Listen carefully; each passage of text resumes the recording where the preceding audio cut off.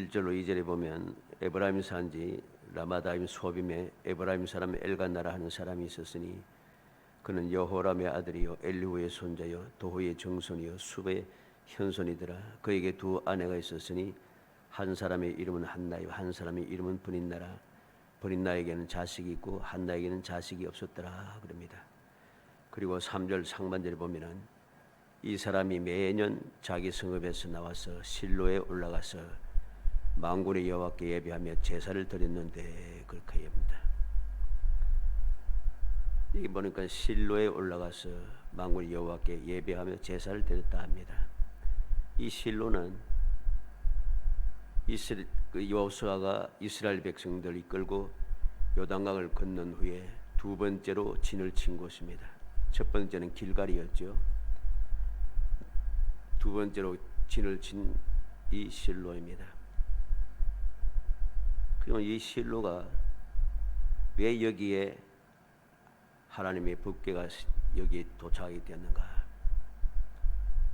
이스라엘 백성들이 약속의 땅에 들어와서 전쟁하면서 땅을 취하고 난 다음에 제비 뽑고 땅을 취하고 난 다음에 에브라임 지파가 요소를 찾아와서 항의를 합니다. 요구를 하고 있다는 거죠. 우리는 숫자가 많으니까 그리고 우리는 에브라임 지파, 므낫세 지파 두 지파니까 땅을 더 많이 내놔라. 그렇게 이야기합니다. 그렇게 이제 분란이 시작된 거죠. 분란이 시작되었을 때에 이로 인해서 모든 것이 멈추게 됩니다. 땅을 분비하고 차지하는 그 역사가 멈추게 되는 거죠. 그때 이 여호수아는 하나님의 언약궤를 바로 이 실로에 옮기게 되는 거죠. 옮겨서 거기에서 하나님의 성막을 세우고 거기에서 하나님의 뜻에 따라서 모든 것을 정하기 시작하는 것입니다.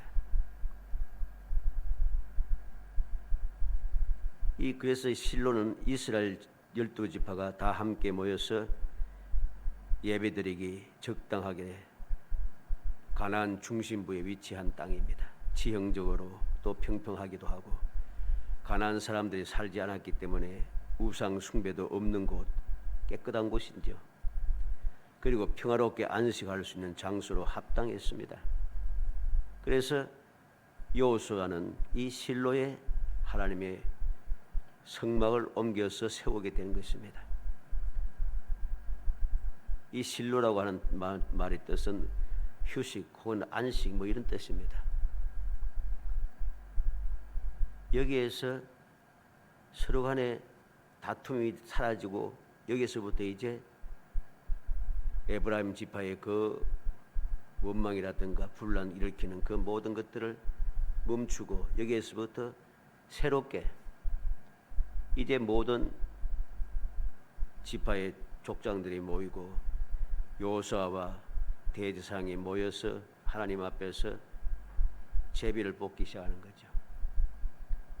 그렇게 해서 새롭게 시작하는 곳입니다. 이게 이렇게 실로에서 하나님의 언약궤를 여기 성막을 세우고 여호수아 시대부터 약 350년간 하나님께 제사를 드리며 경배했던 장소가 바로 이 실로인 것입니다. 그래서 오늘은 이 실로에서 엘가나의 가족들에게 일어난 일들을 통해서 우리의 신앙생활에 교훈을 받기를 원합니다.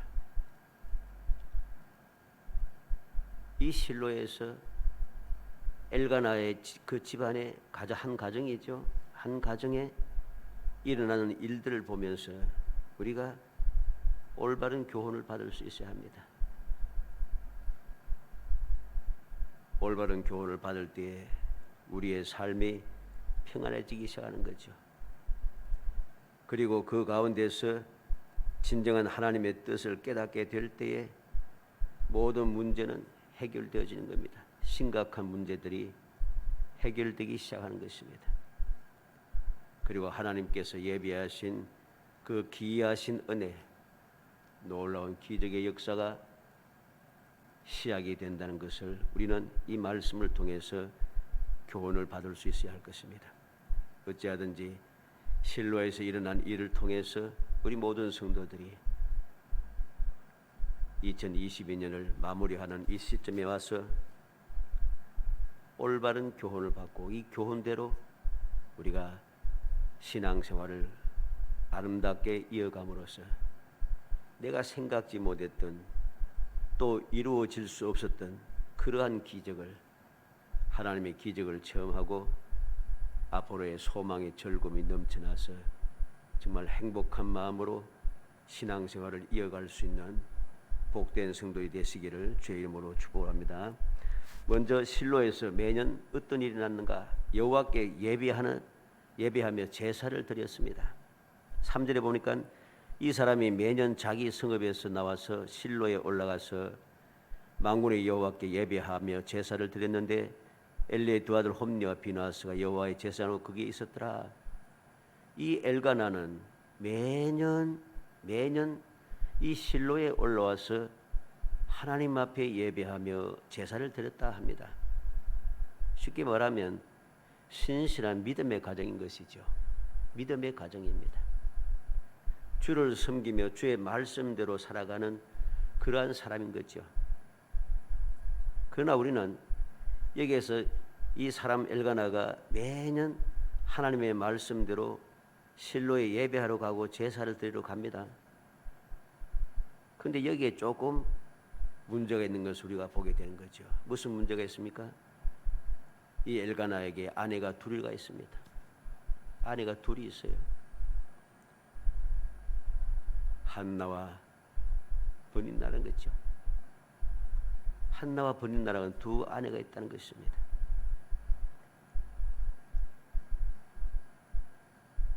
신실한 믿음의 가정이고 하나님의 말씀대로 살아간다고 하는 가정인데도 좀 문제가 생겼다는 것이죠.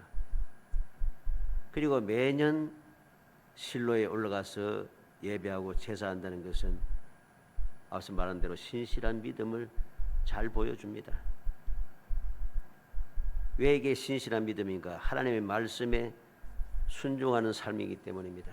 신명기 12장 4절로 7절에 너희의 하나님 여호와께는 너희가 그처럼 행하지 말고 오직 너희의 하나님 여호와께서 자기의 이름을 두시려고 너희 모든 지파 중에서 택하신 곳인 그 계실 곳으로 찾아가 나아가서 너희의 번제와 너희의 제물과 너희의 십일조와 너희의 손의 거제와 너희의 서원제와 낙헌 예물과 너희의 소와 양의 처음난 것들을 너희는 그리로 가져다가 드리고 거기 곧 너희의 하나님 여호와 앞에서 먹고 너희의 하나님 여호와께서 너희의 손으로 수고한 일에 복 주심으로 말미암아 너희와 너희의 가족이 즐거워할지니라 그랬습니다. 이 말이 무슨 말인가 하니까 가나안 사람들처럼 이 약속의 땅에 정착하고 다음에 가나안 사람들처럼 그렇게 아무데나 제사하지 말라는 겁니다. 가나안 사람들은 아무데나 제사했습니다.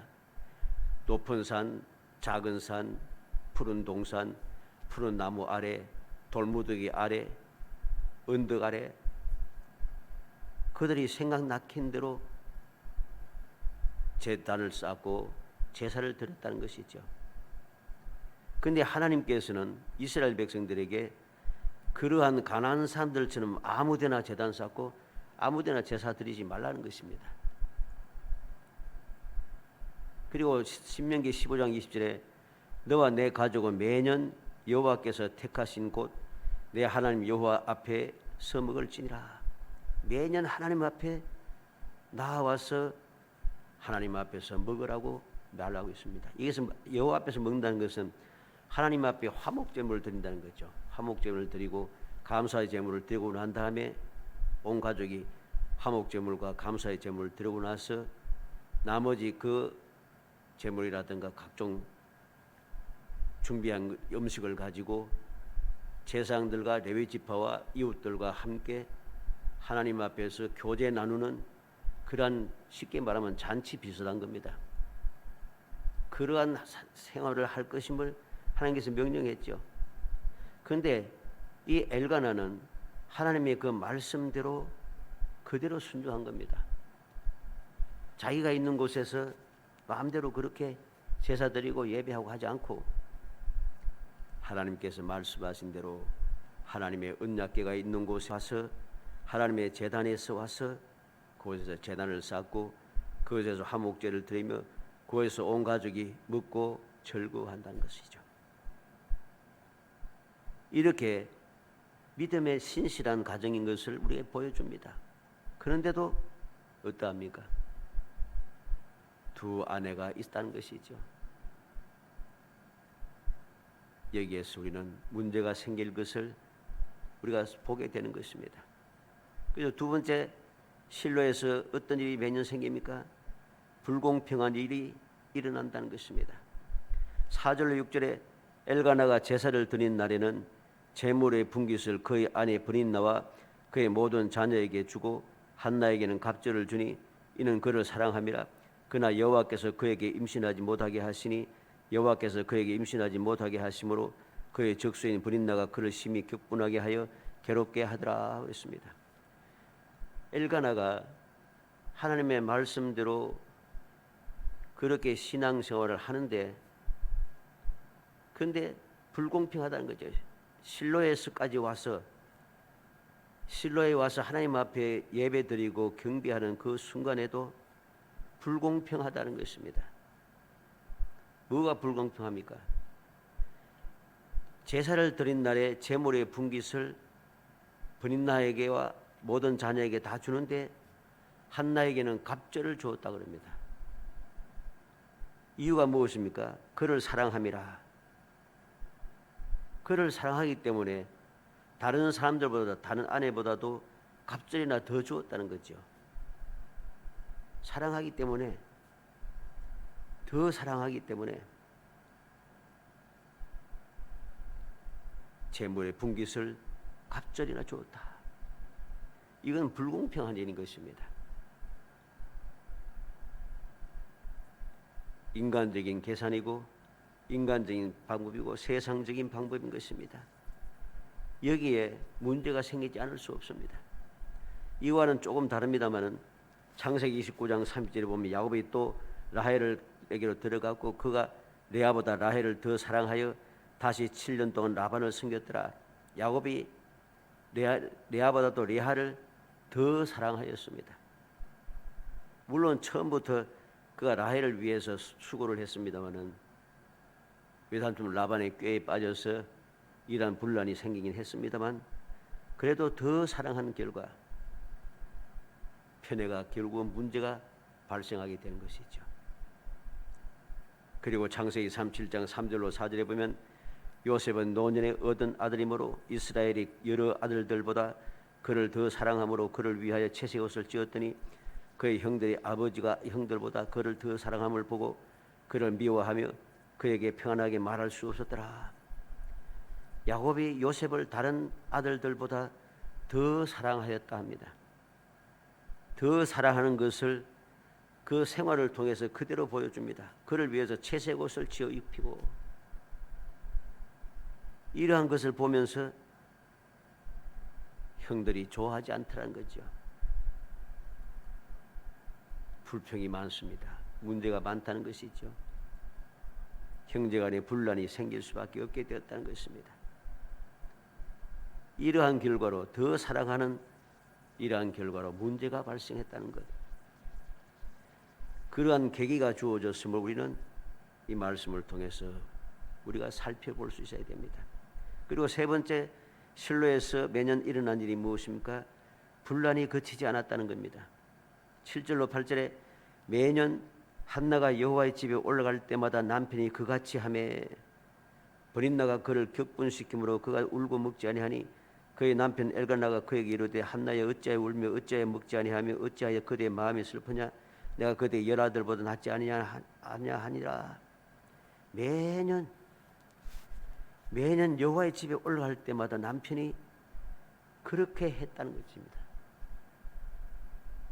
매년 그렇게 하니까 그 다음에 무슨 말이 나타납니까? 브린나가 그를 격분시킴으로 그랬습니다. 브린나가 그를 격분시켰다. 인간적으로 볼 때 브린나가 화가 나지 않을 수가 없죠. 인간적으로는. 그렇죠?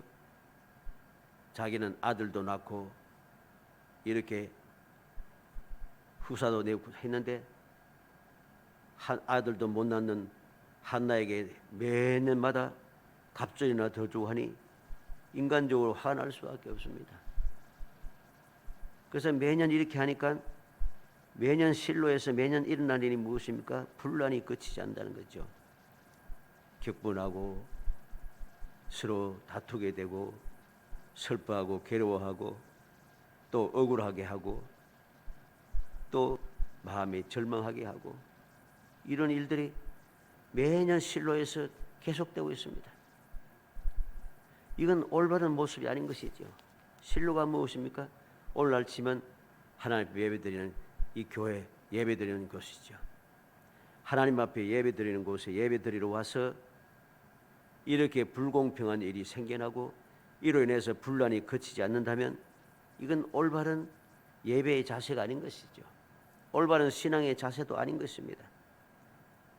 이러한 일들이 해마다 계속해서 매년 그치지 않고 계속 반복되고 있다는 것, 이건 심각한 이야기죠. 물론 우리가 이 이후의 결말에 대해서는 잘 알고 있습니다. 하나님의 은혜로 좋은 결말을 맺긴 합니다마는 그러나 이 모습은 절대로 올바른 모습은 아니라는 것입니다. 이렇게 하나님의 말씀에 순종하여 매년 온 가족이 하나님 앞에 나아가서 예배드리며 감사하면서 그렇게 먹고 마신다 할지라도 불공평하게 행함으로 결국은 그곳에 분란이 그치지 않게 하고 이로 인하여서 그 가정이 평화롭지 못한다는 것입니다.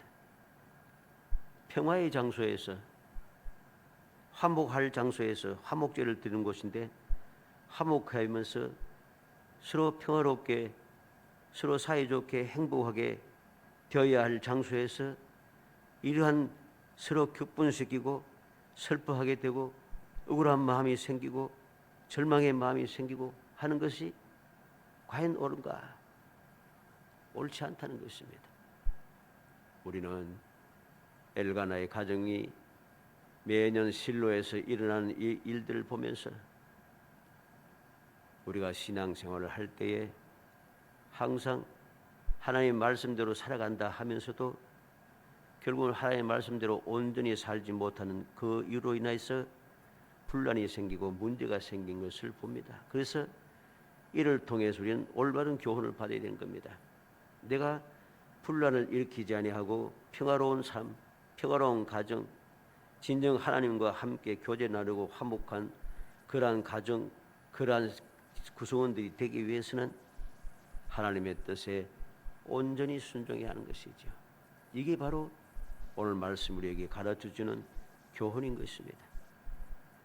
우리는 이렇게 하나님의 뜻에 온전히 순종하지 못함으로 일어난 여러 가지 분란에 대해서 알고 있습니다. 우리가 믿음의 조상 아브라함도 그랬죠. 하나님의 뜻을 기다리지 아니하고 인간의 방법을 사용함으로 하갈을 애굽 여인 하갈을 취하고 그로 인해서 아브라함의 그 후손에게 후대에 분란이 시작된 것을 우리가 보게 됩니다.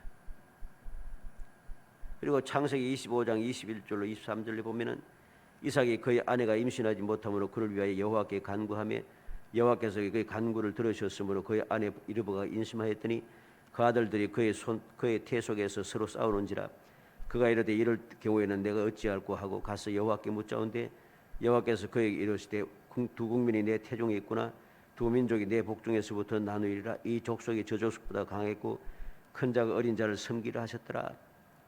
하나님께 기도하여서 자녀를 얻고 두 자녀가 생긴 것을 알고 있는데 서로 간에 다투고 있으니까 그래서 또 여호와 하나님께 간구하고 하나님의 뜻을 알았습니다. 그런데 이 이삭은 어떻게 행동합니까? 창세기 25장 28절에 보면은 이삭은 에서가 사냥한 고기를 좋아하므로 그를 사랑하였고 리브가는 야곱을 사랑하였더라. 이삭은 에서를 사랑했다는 거죠. 왜?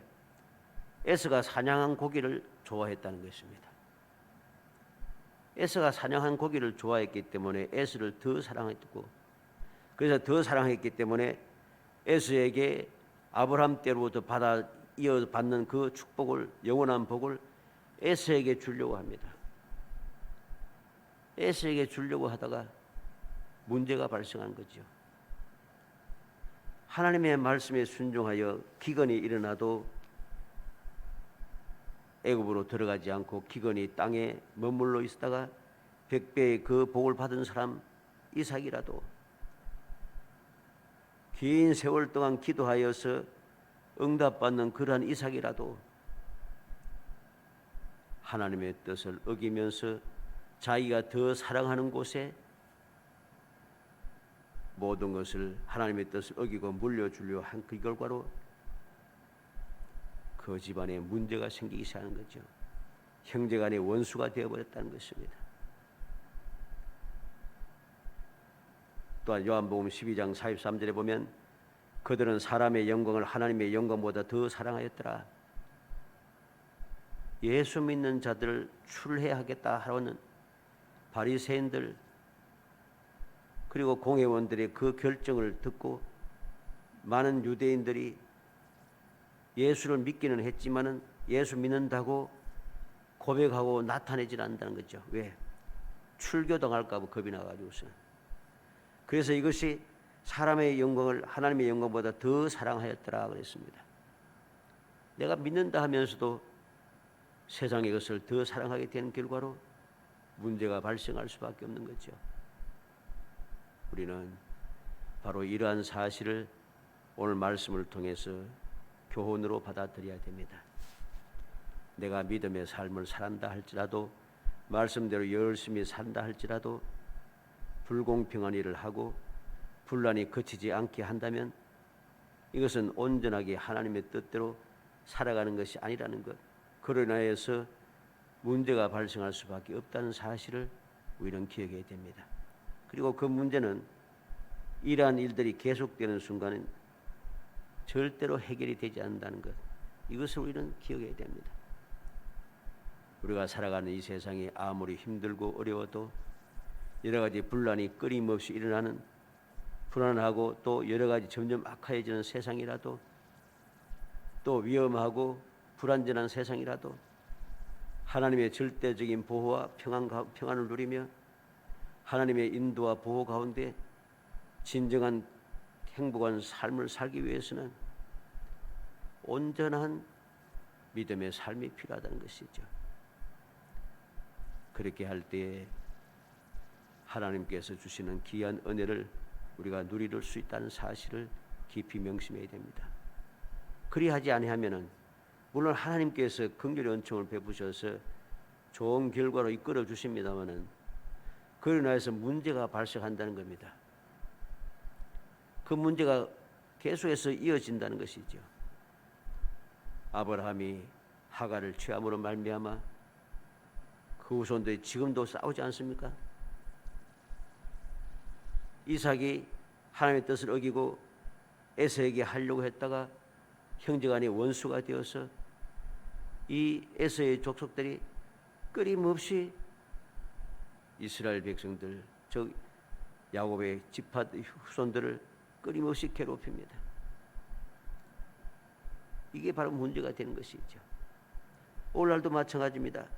예수님 당시에 사람들이 사람의 영광을 하나님의 영광보다 더 사랑함으로 주님을 믿고 주님을 사랑하는 것을 고백하지 못하고 살아갔습니다. 오늘날도 마찬가지죠. 내가 예수 믿는 것을, 내가 하나님의 그 자녀가 된 것을 확실하게 모든 사람 앞에 나타내지 못하고 그리스도의 인으로서 하나님의 자녀로서의 그 삶을 제대로 살지 않고 세상이 자꾸만 험난해지니까 자꾸만 눈치를 보고 감추기도 하고 아닌 것처럼 하기도 하고 신앙생활을 이상하게 하는 그런 경우들이 많습니다. 이게 결국은 우리에게 약속된 평안이 사라지게 하는 겁니다.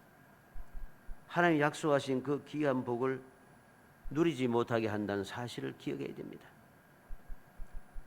어찌하든지 우리 모든 성도들이 얼마 남지 않는 마무리를 우리가 잘 해야 되겠습니다. 어떻게 해야 되는가? 하나님의 말씀대로 살아가되 온전하게 주님을 더 사랑하면서 주님의 뜻을 온전히 지키면서 열심을 다해 살아가서 인간적으로 볼 때에 또 세상적인 경험이라든가 그 모든 환경을 볼 때에 내가 하나님만 온전히 섬기면 문제가 생길 것 같아도 하나님의 뜻을 온전히 지키면 그 문제를 하나님께서 해결해 주신다는 거죠. 그게 바로 기적이 되는 것입니다. 이 놀라운 사실을 깨달은 바울사도가 뭐라고 했습니까? 우리 잘 아는 말씀 있죠. 모든 것이 합력하여 선을 이룬다는 것입니다. 그래서 우리가 더욱더 신실하게, 더욱더 거룩하게, 더욱더 온전하게 하나님을 섬겨야 되는 이유가 여기에 있는 것입니다. 인간적인 판단으로 행동하게 되면은 그게 자꾸만 문제가 된다는 것.